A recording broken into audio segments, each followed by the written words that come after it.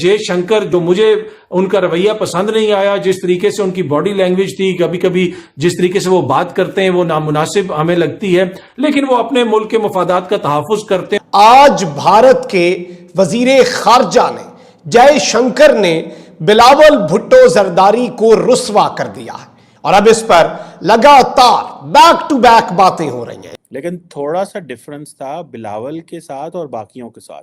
बाकियों को अच्छा खासा तस्वीर के लिए टाइम दिया, बिलावल तस्वीर के लिए तो गया था, अच्छी तस्वीर तो बनने देते, उन्होंने कहा प्लीज जी आप जाएं। No handshake, no interaction, body language Jaishankar की काफी स्टिफ थी, काफी सीरियसनेस थी। डॉक्टर जयशंकर ने जारी बात है पाकिस्तान को जरा दबाया है और उन्होंने कहा है जी कि ये जो दहशतगर्दी है, ये जो मसला है, ये और ये जो क्रॉस बॉर्डर टेररिज्म है, ये बंद होनी चाहिए। और FATF में भी इसी वजह से हमारा आना जाना लगा रहता है कि टेरर फंडिंग और उस किस्म के इल्जामात रहते हैं पाकिस्तान पे। तो आपके ख्याल से पाकिस्तान क्या कंट्रोल कर पाएगा ये जो जिहादी कैंप हमने बना रखे थे? हम उधर जाएं तो हम कश्मीर पे भी बात ना करें, हम इस चीज पे भी बात ना करें, पाकिस्तान के प्लेयर्स भी IPL में नहीं जा सकते। हाथ नहीं मिलाया कश्मीर पर ब्रेक, वो बात ही नहीं कर रहा है, वो बिलावल बात नहीं कर रहा, वो क्यों करेंगे बात? इंटरनेशनल रिलेशंस में PhD की हुई है। जी हाँ जी, इंटरनेशनल रिलेशंस में PhD की हुई है। नमस्ते दोस्तों, जय हिंद। हिंदुस्तान स्पेशल में आपका स्वागत है। दोस्तों, सोशल मीडिया पर एस जयशंकर का वीडियो खूब वायरल हो रहा है। वीडियो में भारत के विदेश मंत्री एस जयशंकर दूर से ही बिलावल भुट्टो को नमस्ते कहते दिख रहे हैं। फोटो खिंचवाते वक्त भी दोनों के बीच दूरी साफ तौर पर देखी जा सकती है। सिर्फ इतना ही नहीं, चीन के विदेश मंत्री के साथ भी मुलाकात के दौरान दूरियां देखने को मिली। एक तरफ जहां एस जयशंकर ने रूस के विदेश मंत्री से मुस्कुराते हुए बात की, वहीं चीन और पाकिस्तान के विदेश मंत्रियों से मुलाकात के दौरान गर्मजोशी देखने को नहीं मिली। इससे पहले साल 2011 में पाकिस्तान की तत्कालीन विदेश मंत्री हिना रब्बानी खान ने भारत का दौरा किया था। गौरतलब है कि बिलावल ऐसे समय में SCO विदेश मंत्रियों की परिषद की बैठक में हिस्सा लेने के लिए भारत आए, जब सीमा पार से आतंकवाद को पाकिस्तान के निरंतर समर्थन सहित कई मुद्दों को लेकर भारत पाकिस्तान के बीच तनाव जारी है। पाकिस्तानी मीडिया यह चर्चा कर रहा है कि भारत के विदेश मंत्री ने हमारे विदेश मंत्री बिलावल भुट्टो को भाव नहीं दिया। अब इस वक्त वो भारतीय जो हुकूमत के वजीर खारजा हैं, मोदी के वजीर खारजा हैं, लेकिन अगर उनकी एजुकेशन की बात की जाए तो उन्होंने केमिस्ट्री में ग्रेजुएशन की हुई है, पॉलिटिकल साइंस में MA किया हुआ है और इंटरनेशनल रिलेशंस में PhD की हुई है। जी हाँ जी, इंटरनेशनल रिलेशंस में PhD की हुई है और जो न्यूक्लियर सफारतकारी है उसमें स्पेशलाइजेशन की हुई है। और इसके अलावा भी और बहुत सारी चीजें जो मैं गिनवा सकता हूं। ये है जयशंकर, जो मुझे उनका रवैया पसंद नहीं आया, जिस तरीके से उनकी बॉडी लैंग्वेज थी, कभी कभी जिस तरीके से वो बात करते हैं वो नामुनासिब हमें लगती है, लेकिन वो अपने मुल्क के मफादात का तहफ़्फ़ुज़ करते हैं। और उन मफादात का तहफ़्फ़ुज़ करने के लिए ये जो मेरे सारी उनका इल्म, उनका तजर्बा, उनकी क्वालिफिकेशन, एक्सपीरियंस आपको बताया, ये वो हथियार हैं जो जयशंकर लेके टेबल पे आते हैं। दूसरी तरफ हमारे मफादात का तहफ़्फ़ुज़ कौन करेंगे? बिलावल भुट्टो जरदारी साहब, उनकी भी बड़ी क्वालिफिकेशंस हैं, बड़ा तजर्बा है। मेरे ख्याल में इस जो पर सबसे बड़ी चीज है कि वो जरदारी साहब के फर्जंद हैं, भुट्टो के नवासे हैं, इतना ही बहुत है भाई। इससे आगे हमें क्या जरूरत है जाने की? तो एक तरफ क्वालिफिकेशन ये है कि जरदारी साहब के फर्जंद, एक पर्ची पे बताया गया कि इनको नायब चेयरमैन बना दिया जाएगा उसके नतीजे में, और दूसरी तरफ कौन है वो मैंने आपको बता दिया। तो फिर मुझे तो यही लगता है कि बिलावल भुट्टो जरदारी साहब बेहतर तरीके से अपना मुकदमा पेश कर सकेंगे, क्योंकि वो देखें एक लेगेसी है, वो एक जमहूरी और ये और वो ना, मतलब जमहूरियत के आगे तो कोई मुकाबला नहीं कर सकता। तो ये है जनाब दोनों साहिबान की क्वालिफिकेशन। वैसे तो बिलावल भी बाहर से पढ़े हुए, लेकिन अब 1977 में जो डिप्लोमेट बना था उसके तजर्बे के साथ मैं बिलावल साहब के तजर्बा क्या मुकाबला करूं?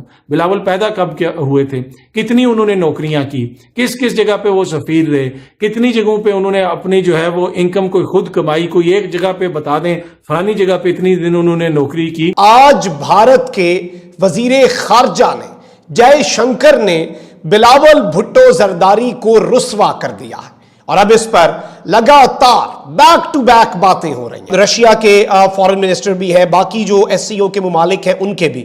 इसमें आप सबको देखें और बिलावल भुट्टो जरदारी को देखें, यानी वो एक ने इनकी तरह का नमस्ते बनाया, दूसरे ने अपना नमस्ते इन्होंने बनाया हुआ है। एक जो साहब है उन्होंने अपना जो उनके मुल्क का निशान है उन्होंने ये बनाया हुआ है। अलबत्ता बिलावल के साथ जयशंकर जो है वो बिल्कुल अपने हाथ नीचे, और वीडियो जो है अगर वो देखी जाए उसमें बाकियों के साथ उन्होंने बात भी की है। कोई आके जैसे रशिया के फॉरेन मिनिस्टर आए, ये होता क्या है कि सबने आना होता है और होस्ट कंट्री के फॉरेन मिनिस्टर के साथ फोटो बनवानी होती है, उसके बाद उधर आगे जाना होता है और वो फॉरेन मिनिस्टर खुद कहता है आप उधर चले जाएं। लेकिन जिस तरीके से उन्होंने बिलावल को यह कहा कि प्लीज गो देयर, और बिलावल साहब जब आए ये किया, उसके बाद खड़े हो गए ऐसे मुंह रख के, जयशंकर और बिलावल, कोई इन्होंने बात नहीं की। 2-3 सेकंड में ही बाकियों को अच्छा खासा तस्वीर के लिए टाइम दिया। बिलावल तस्वीर के लिए तो गया था, अच्छी तस्वीर तो बनने देते, उन्होंने कहा प्लीज जी आप जाएं।